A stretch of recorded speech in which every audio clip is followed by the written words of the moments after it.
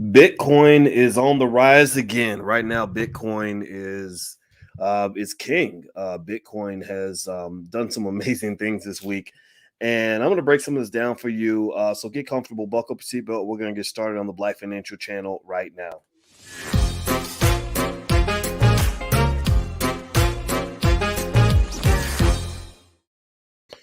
Hey, what's going on, guys? Welcome to the Black Financial Channel. That's theblackfinancialchannel.com. My name is Dr. Boyce Watkins. I am your friendly neighborhood finance professor. On the Black Financial Channel, we talk about Black wealth and Black economics every day, sometimes as much as 10 times a day under one condition. The condition is that to be on this platform, we ask that you be Black first. Black first means that we put the Black community at the top of our priority list. Black first means that Black wealth matters to us more than anybody else's wealth. Black first also means that we will put our children ahead of the curve economically and educationally in the next 50 years. Project 2070 is what it's called. B1, hashtag B1 is what we use as our hashtag. So use the hashtag B1 as you engage in productive, powerful Black conversations. So hello, I want to say hello to Courtney and Natalie and Tiki and Joshua and Andre.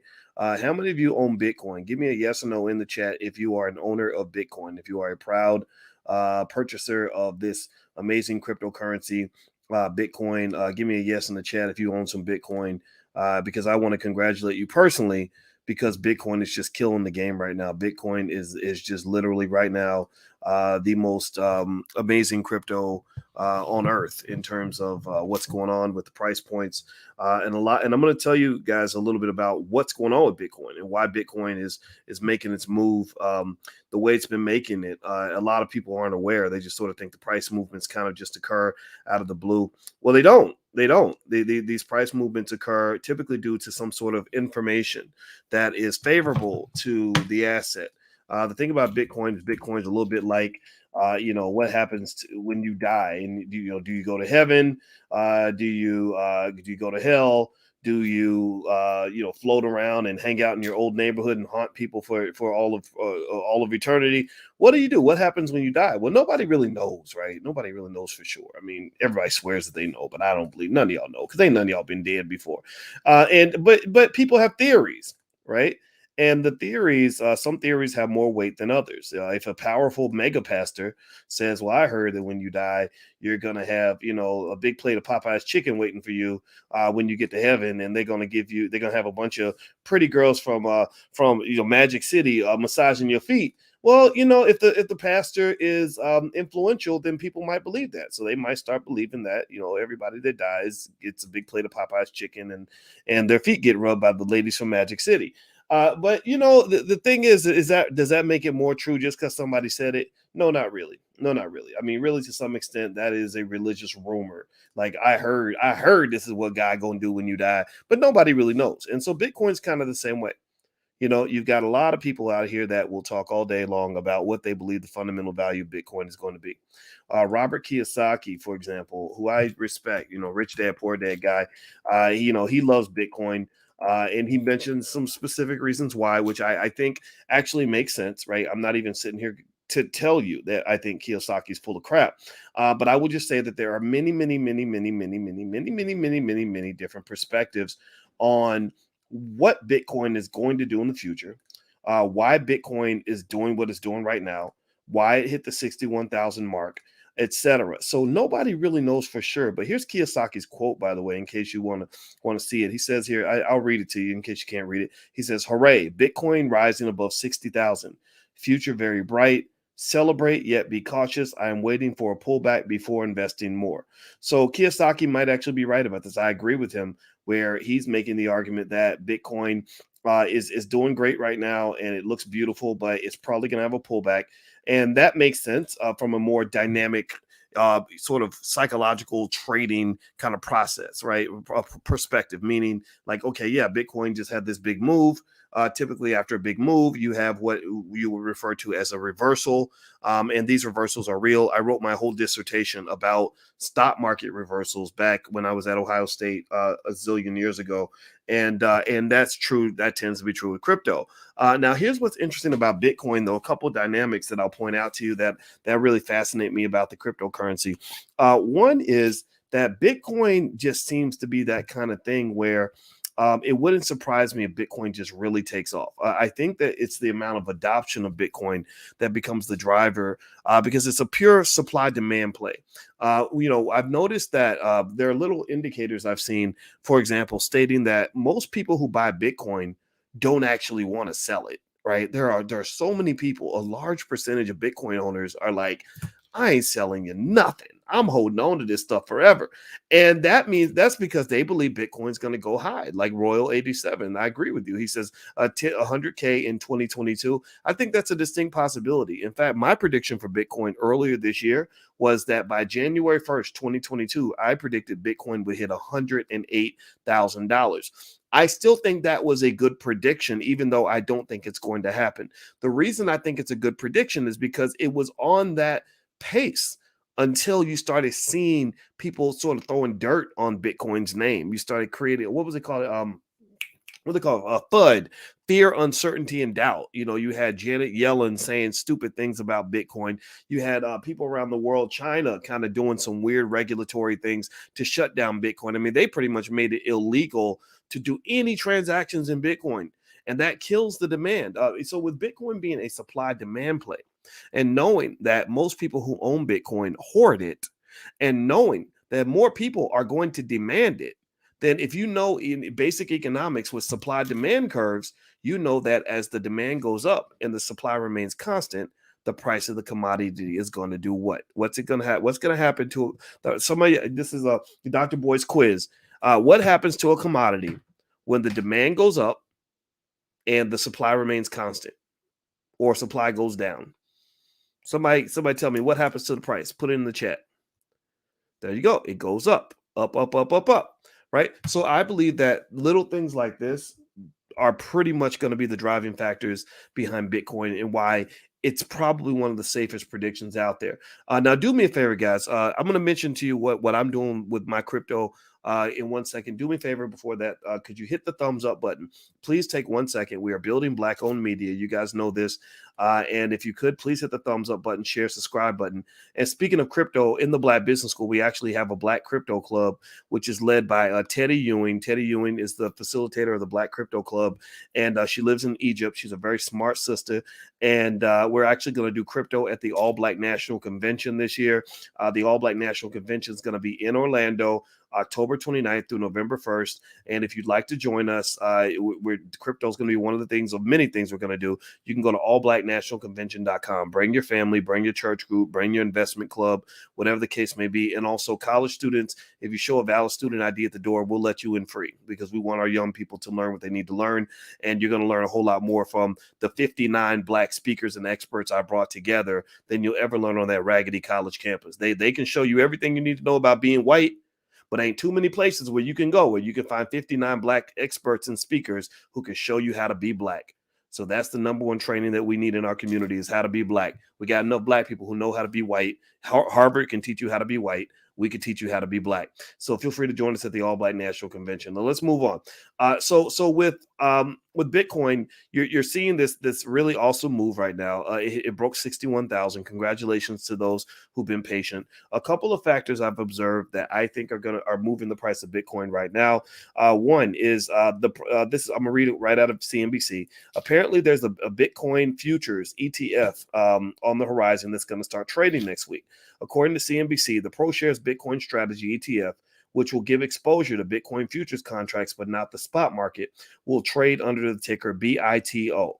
The Securities and Exchange Commission had not formally approved the creation of Bitcoin Futures ETF as of Friday afternoon, and the agency may never make a formal declaration of approval for it. The proposal date for the listing is Monday, according to the new filing, but that doesn't necessarily mean that's when it will begin trading. That could come later in the week. Okay, so as you typically expect, there's more regulatory uncertainty about what's going to happen with crypto. It's kind of a frustrating thing. It's really one of those things where you kind of wish the regulators would just sort of give people more certainty about where this thing is going, What are you going to do with crypto? Do you love it or do you hate it? The same thing is happening with cannabis, which is kind of making it a tough area to invest. Also, the greatest regulatory uncertainty right now in the investing world is actually in China, where the Chinese government is just acting crazy. Like they're literally acting like your crazy crackhead cousin, where you don't know what the hell they're going to do next. So it's kind of an interesting, uncertain environment for the most part. Now, let me see here. Now, the next thing that's happening that I thought was really interesting that relates to what's going on right now with crypto is that the Square CEO, Jack Dorsey, who I believe his voice, his name, his words is right up there with the Elon Musk's. Not quite an Elon Musk. Maybe he's like a 1/3 of an Elon Musk. He is the guy that, when he talks, people listen. So Jack Dorsey, the CEO of Twitter and Square, this weird hippie looking bearded white guy who looks kind of like a Brad Pitt's, funny looking little brother. I'm gonna put his picture up on the screen so you can see what I'm talking about. He basically says that Square is going to start digging into the crypto space. It almost seems to me like he wants to take Square and Coinbase. I'm sorry, Square and Twitter, and make them into platforms where you can actually do crypto mining. And I'm gonna read here according to there's this picture, by the way, that you see the whole weird like I'm Brad Pitt's ugly little brother. Like that's kind of like the way I would describe him, right? But he's influential, right? People listen to him. He's he's a smart guy. He runs a Twitter.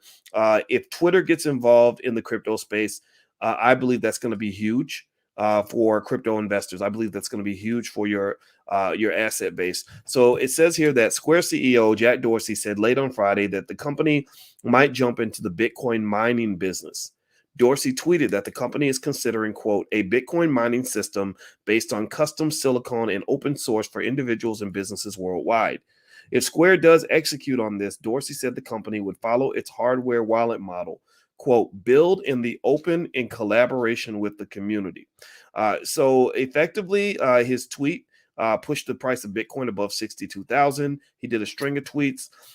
His goal would be to make crypto mining, the process of creating new Bitcoins by solving increasingly complex computational problems, more accessible, much as Square's original vision was to make it easier for small businesses and independent proprietors to take credit card payments. He wrote that Bitcoin mining should be, quote, as easy as plugging a rig into a power source.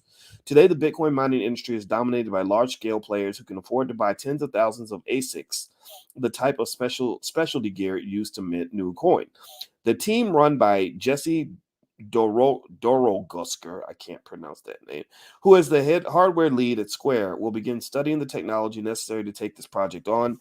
Quote, we will incubate the Bitcoin mining system project inside Square's hardware team, starting with the architecture, design, and prototyping of more efficient silicon, hashing algorithms, and power architectures. So that's a big deal. That's a big deal because what that says is that Twitter and Square are going to dive into this crypto stuff.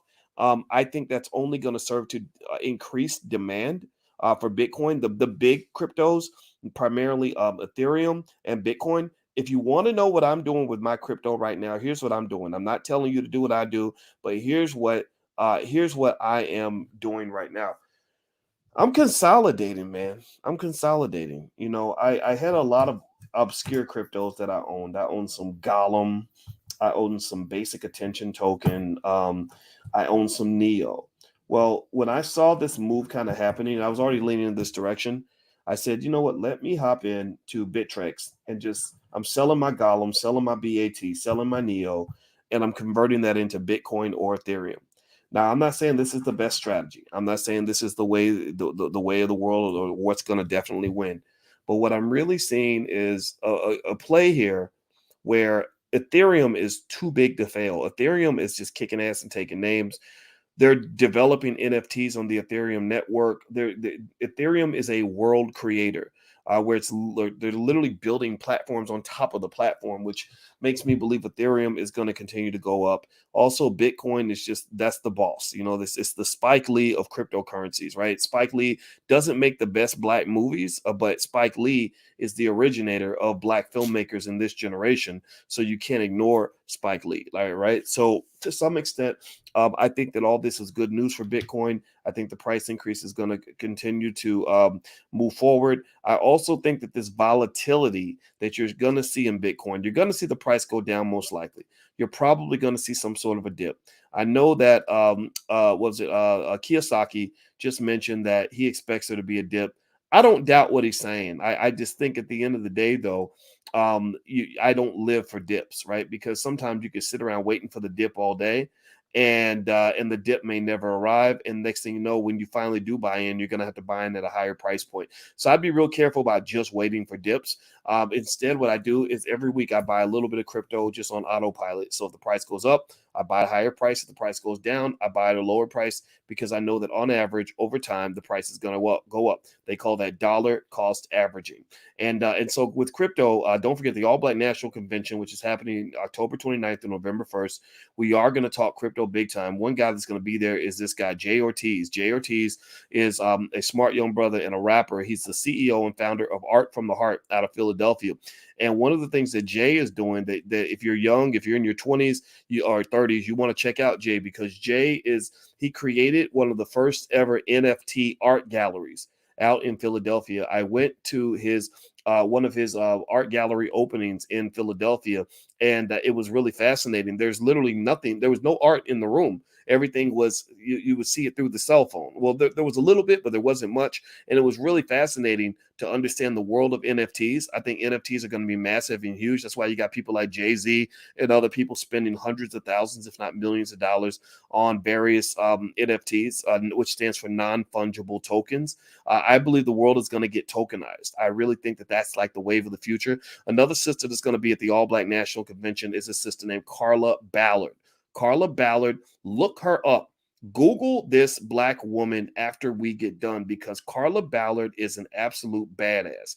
Carla Ballard is one of, if not the leading black crypto thinkers in the world. She's coming to the convention. We're going to have a meeting of the Black Crypto Club. So we got a lot of stuff going on with crypto, because we believe crypto is one of the game changers for the future. So we're going to talk about crypto at the All Black National Convention. If you want to join us, go to allblacknationalconvention.com. If you want to join, if you can't make it to the convention and you want to digitally connect with some of our crypto people in the Black Business School, you can actually go to theblackcryptoclub.com. I believe that the Black Crypto Club meets this week. All right. So with XRP, I see some of you are mentioning XRP. I like XRP long term.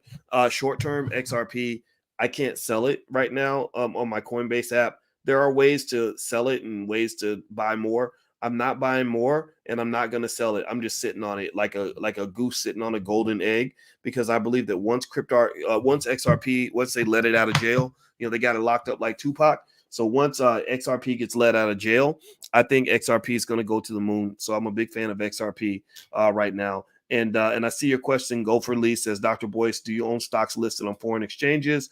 A little bit, but mostly when I want to diversify internationally, I just go through some sort of mutual fund or something that invests internationally. I don't feel like I have to necessarily own those stocks directly. Okay. All right, guys. So anyway, do me a favor, if you could, please hit the thumbs up, share, subscribe button if you haven't done it yet.